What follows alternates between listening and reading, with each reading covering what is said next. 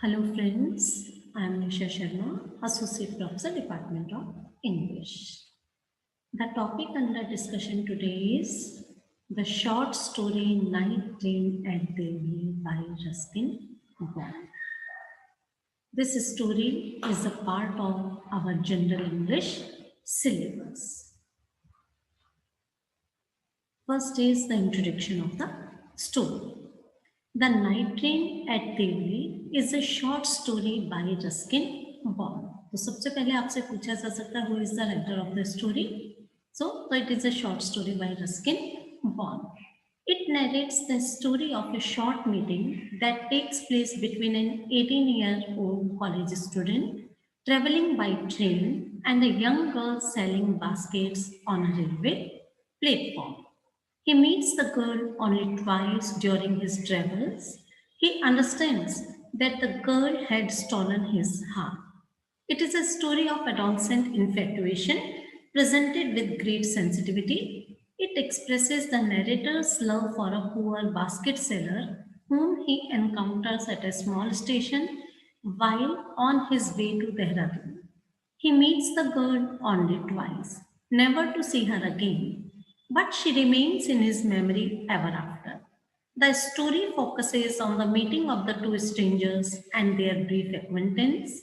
It captures the essence of a few moments with the unrestrained suspense and all-pervasive romanticism. Now, what is the setting or background of the story?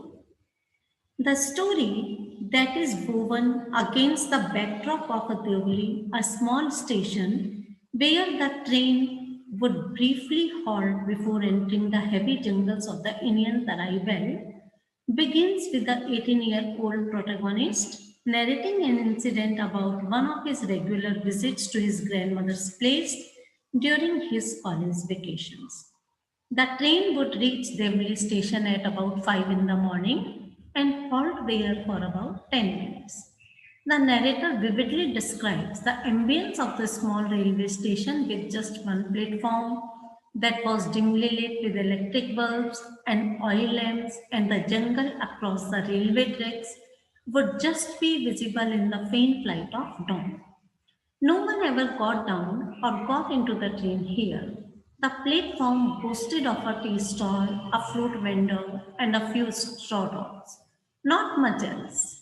The narrator inquisitively wondered what happened behind the walls of the stations and felt sorry for the little place for which no one apparently cared. He was extremely curious about the place and intrigued by the mysteries that lay beyond it. He wished to explore it someday.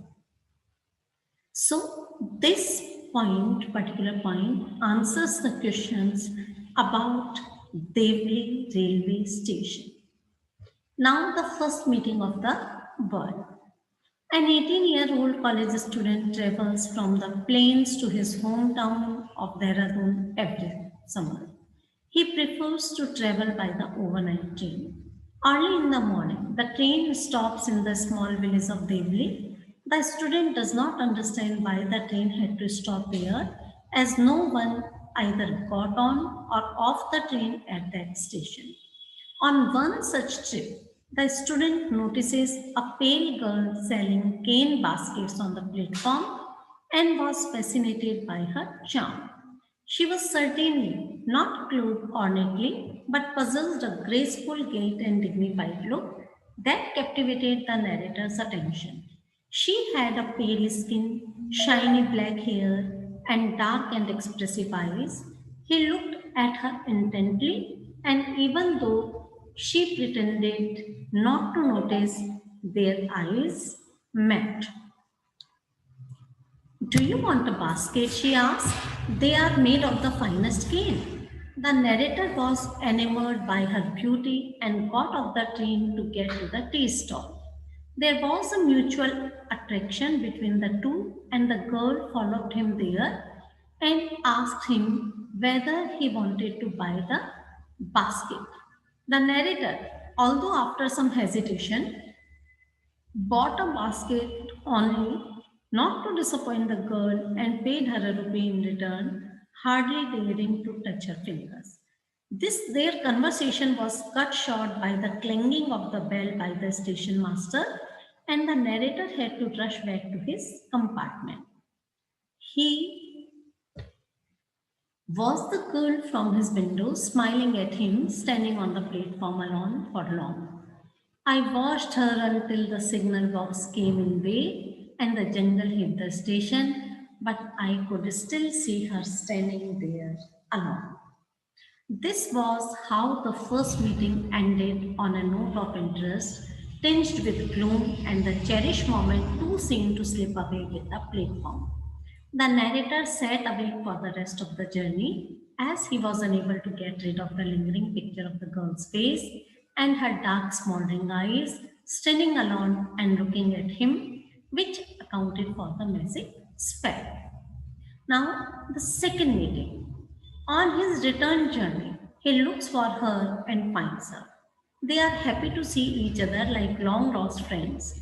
Though they do not speak a word, their silence speaks more than words. He feels like taking her with him but does not do so. He tells her that he needs to go to Delhi, and she replies saying that she need not go anywhere, perhaps expressing her helplessness. Both of them separate unwillingly as the train leaves the station with the hope of meeting again. However, upon reaching his grandmother's place, he soon forgot about the meeting as there were other things to occupy his mind. It was only when he was making his return journey 2 months later that he remembered the girl. An expectation to see her once again surged through him and filled him with an unexpected thrill. Second meeting of the girl and the narrator was like that of old friends. Anxious to express his feelings, the narrator got off the train and waved to her. The girl too smiled back at him. Both did remember their first meeting, and the initial hesitation was gone. She did not go about the platform selling baskets, but came straight to him at the tea stall, and the mutual pleasure of meeting each other was silently communicated.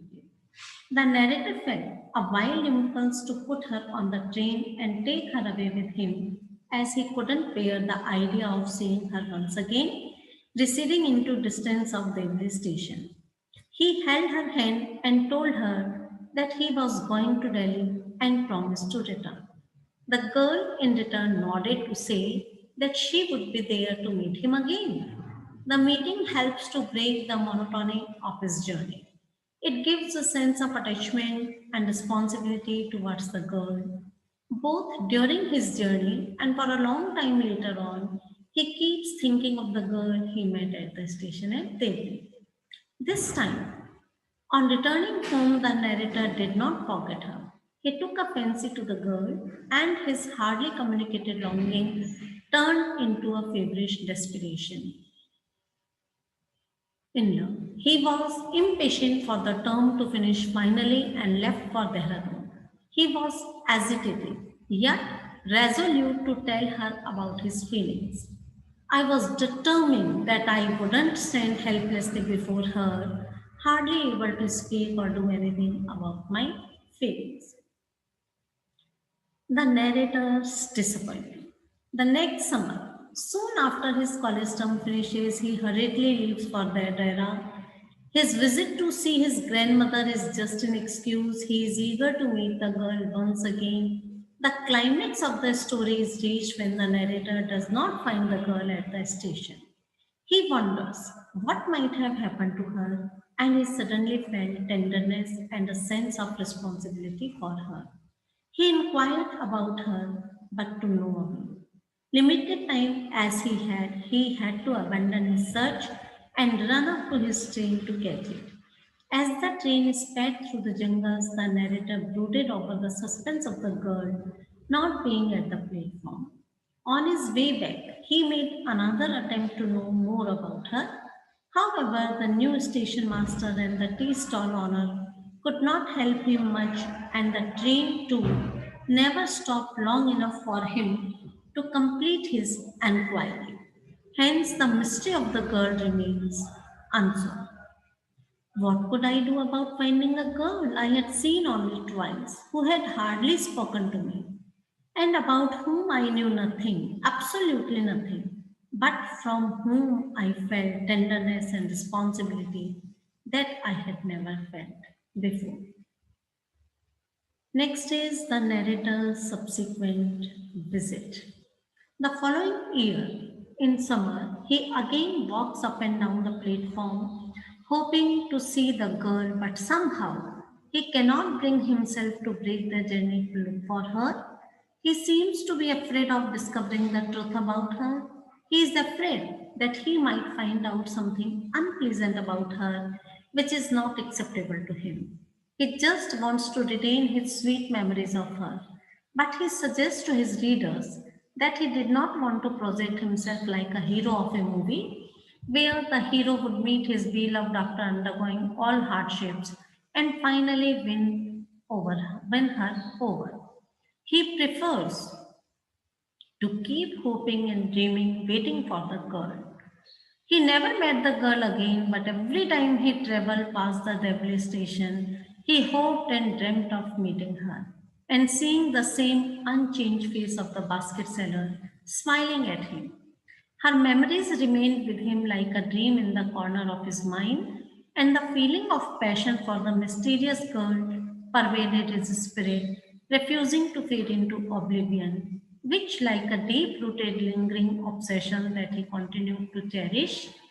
As a romantic, he sought to escape the bitter reality which, once unveiled, might account for extreme disappointment and deep disillusionment. Romanticism in the story.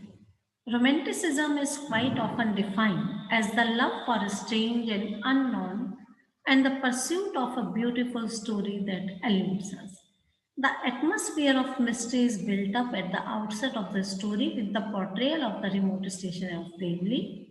The essence of the author's romanticism lies in representing a strange meeting artistically, the unspoken words, the eloquent conversation, the pale beauty of the girl, the light in her eyes when she meets the author. The narrator's impulse to take her with him, the intense eagerness to see her, and finally, the unknown destiny of the girl all add to the feeling of romance. The narrator admits that he would never break his journey at Waverley as it would spoil his game. The game of trying to spot the familiar and cheerful face of the girl at the station and experiencing a thrill of expectation surging through him, from which he seemed to derive contentment. The faint and bright memories of the dreamlike encounter create a world where passion reigns supreme. The end too remains enveloped in mystery, and the author lets it remain so like a beautiful and curious dream, the memory of it which create an elusive and mesmerizing effect. Realism in the story. All the same, the author also suggests to his reader that he did not want to project himself like a hero of a movie, where the hero would meet his sweetheart going through all hardship and win her over. He prefers to keep hoping and dreaming, waiting for the girl. The author brings the readers to a realistic world rather than a fictitious, imaginary, unreal world, driving home the fact that life is not like a fiction novel or a movie.